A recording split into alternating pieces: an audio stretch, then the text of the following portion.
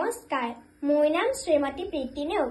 আবৃত্তি কৰিবলৈ লোৱা কবিতাৰ শিৰোনাম ৰাইজে ৰজামুৰ, কবি বিষ্ণুপ্ৰসাদ ৰাভা। ৰাইজে ৰজামুৰ, প্ৰজাই ৰজামুৰ, সুখৰে পঞ্চায়ত ৰাজ। হাজ মুক্তিহে নাহাজ, হব সমদল আজবাজ, সুখৰে পঞ্চায়ত ৰাজ।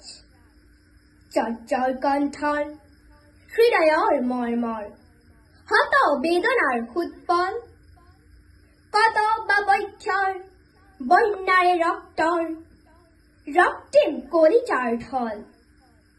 দূৰ হল দুখিতৰ দুখ, আজি হল সুখিতৰ সুখ। কত শত যুগৰ, কত শত শ্বহীদৰ, মৃত্যুৰ স্মৃতিয়েই তাজ, সুখৰে পঞ্চায়ত ৰাজ।